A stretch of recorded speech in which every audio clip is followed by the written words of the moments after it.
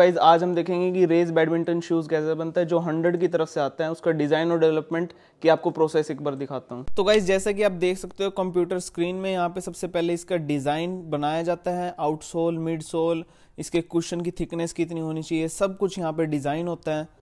फिर जाके एक फ्रेमवर्क तैयार होता है कि इसकी कटिंग पेस्टिंग कैसे होगी, इसकी मटेरियल की आप देख लो, ये ऊपर अपर मैश रखा गया है, ये लास्ट में स्टिच होता है। मैं आपको दिखाऊंगा इसका पूरा प्रोसेस। इनके डिज़ाइन को देखो, पूरा कैलकुलेटेड डिज़ाइन होता है हर एक का, फिर इसकी कटिंग होती है उसके हिसाब से।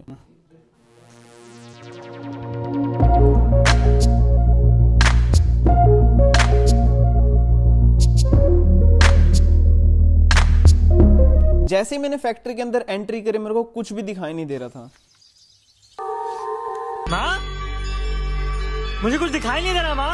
फिर थोड़ी देर बाद मुझे सब कुछ दिखाई देने लग गया। माँ, मुझे सब दिखाई दे रहा है। तो गाइस बहुत बड़ी फैक्ट्री है, आप देख सकते हो। यहाँ पे अलग अलग तरह के शूज़ बनते हैं। बेसिकली हम 100 शूज़ के लिए आए हैं यहाँ पे। वो कैसे बनता है आपके बैडमिंटन शूज़, तो पूरी वीडियो को देखना एंड तक। हम आ गए हैं यहाँ पे शू के लैब में। तो लैब में आप देखोगे कि कैसे शू का मटेरियल टेस्ट होता है, ट्रायल होते हैं, मिनिमम नॉर्म्स होते हैं जो फुलफिल करने होते हैं किसी भी शूज़ को। तो सबसे पहले हम उन्हें चेक करते हैं 1 बाय 1।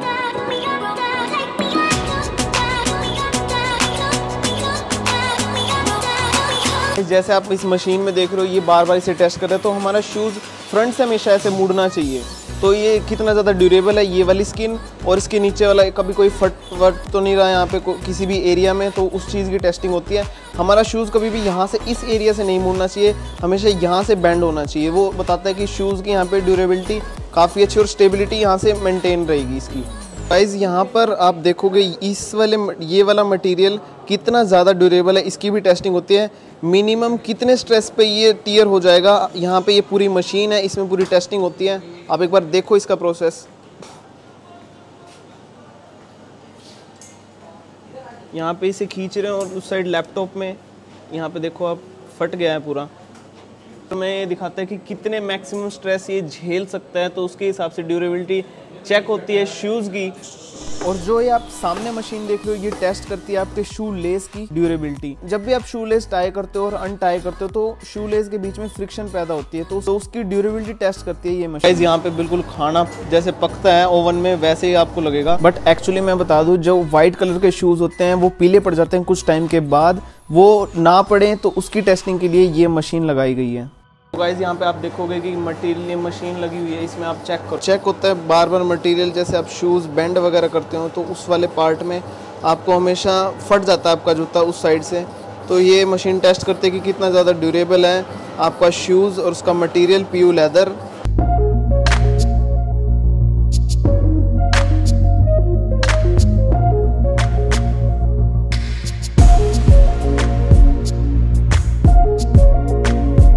सो गाइस जैसे कि आप देख पा रहे हैं, ये शूज़ के आउटसोल का रॉ मटेरियल तैयार किया गया है।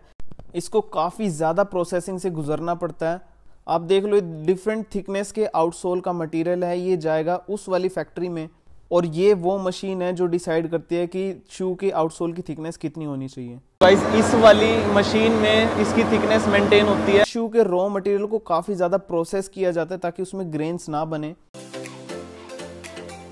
यहाँ पे इसकी स्मूथनिंग करी जा रही है इस मटेरियल की, ताकि ग्रेन्स ना आए।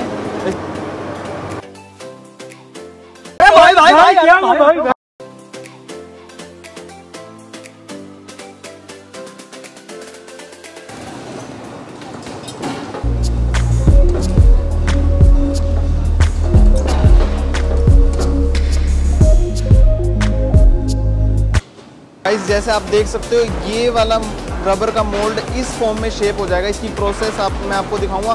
150 डिग्री टेम्परेचर पे इसको 6 से 7 मिनट तक इसे रखा जाता है, ताकि ये आउटसोल की जो ग्रिप है वो इस तरह से बन जाएगी।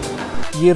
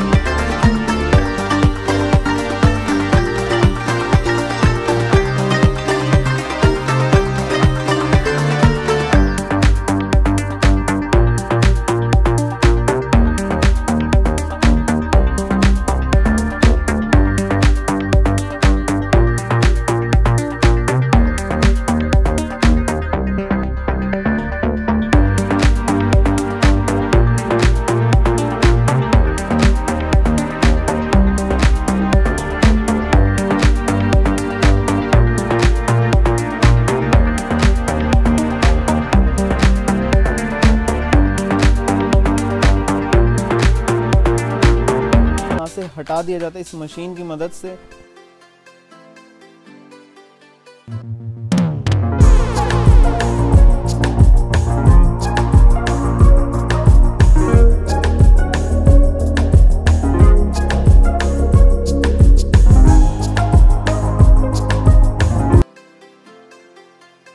तो गाइज अब जो ये सारे इंसोल बन चुके हैं ये जाएंगे सीधा पेस्टिंग के लिए मिड सोल के साथ, तो उसको भी आप ध्यान से देखें।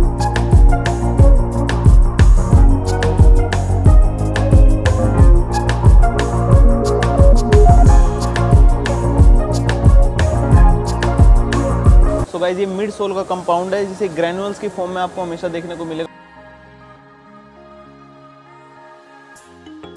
ये सब क्या देखना पड़ रहा है? अच्छा है मैं अंधा हूँ। अब हम जा रहे हैं देखने सबसे ज्यादा इंटरेस्टिंग प्रोसेस, आपको ये सबसे ज्यादा इंटरेस्टिंग लगेगा। सो गाइज आप ये पीछे जो मशीन देख रहे हैं ये इंजेक्शन मोल्डिंग है। इससे शूज़ की पूरा जो फ्रेमवर्क होता है वो इसी से बनता है। आप देखोगे बहुत ज़्यादा इंटरेस्टिंग प्रोसेस है। सबसे पहले बेसिकली क्या करा जाता है, जो ग्रेन्यूल्स हमने देखे थे उसे मेल्ट करा जाता है और उसमें इंजेक्ट करा जाता है। आप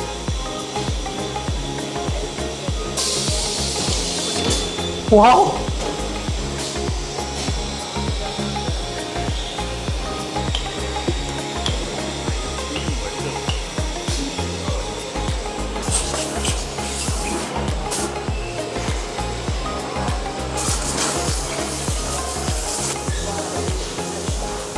जैसे ही इस मोल्ड ने बनाया और उसी थोड़ी देर बाद मतलब जस्ट इन फ्यू मिनट्स यहाँ पे ठंडा करने के लिए रख देते हैं -30 डिग्री सेल्सियस। ठीक है, समझ गया में, ताकि शूज़ अपने ओरिजिनल शेप में एज इट इज़ मेंटेन रहे जैसे उसको डिज़ाइन करा गया है।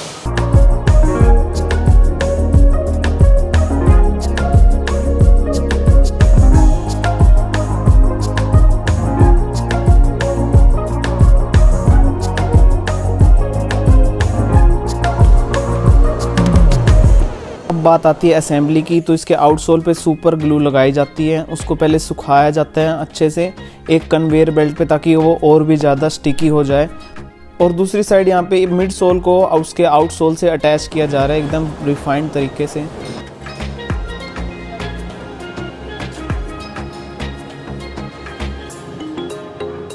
इस मोल्ड में शूज़ को प्रेस करा जाता है ताकि वो दोनों अच्छे से स्टिक हो सके एक दूसरे से।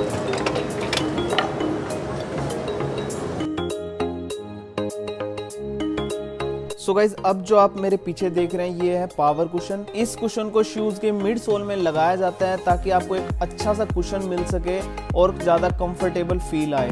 और जो ये आप चिप से देख रहे हो ब्लैक कलर की ग्रेफाइट शीट है जो आपके बिल्कुल सेंटर में लगती है आपके मिड सोल के, जो आपकी ओवरऑल स्टेबिलिटी के लिए बहुत ज़्यादा ज़रूरी है।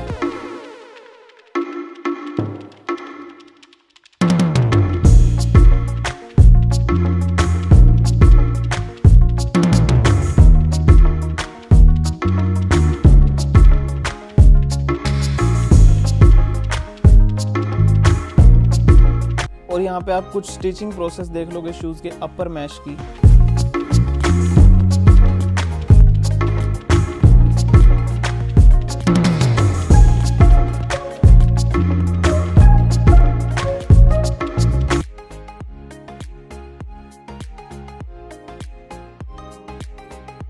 ये शूज के काफी सारे छोटे छोटे कंपोनेंट्स हैं जो लास्ट में जाके स्टिच होते हैं एक दूसरे से।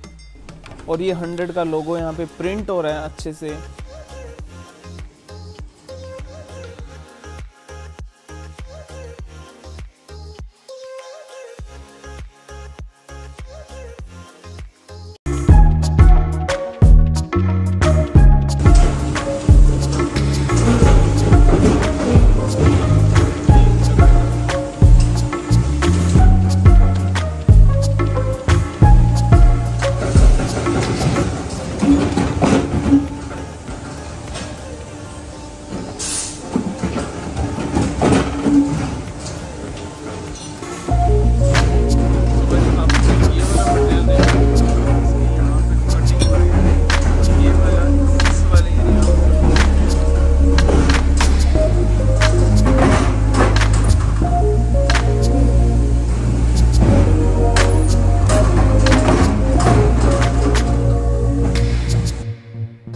गाइस जैसा कि आप देख पा रहे हो यहाँ पे स्टिचिंग हो रही है इसके शू टंग की।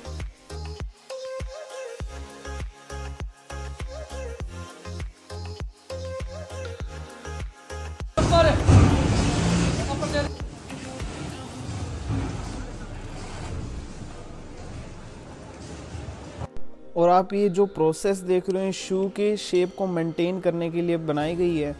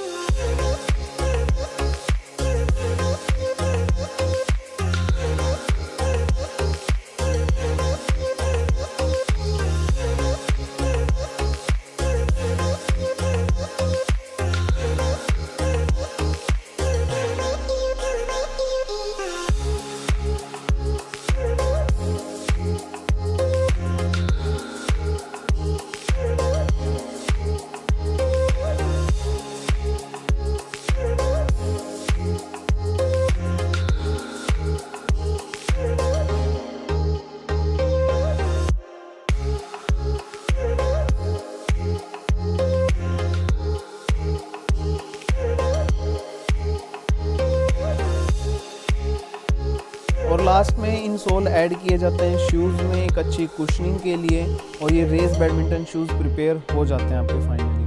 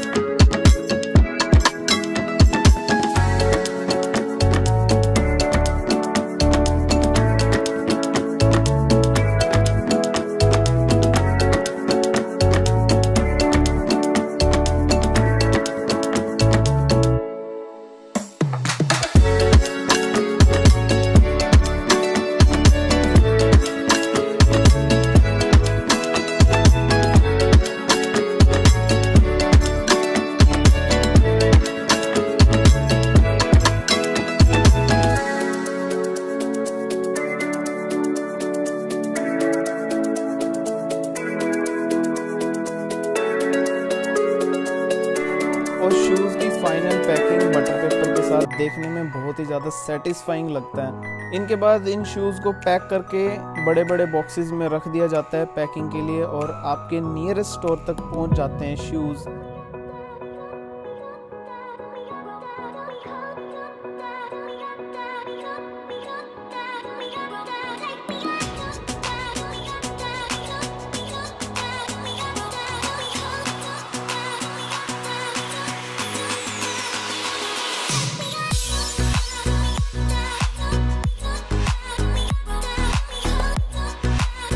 और जो आप अभी स्क्रीन पर देख रहे हो शूज़, ये अपकमिंग शूज़ हैं। कुछ एक इनमें से लॉन्च हो चुके हैं और कुछ होने वाले हैं।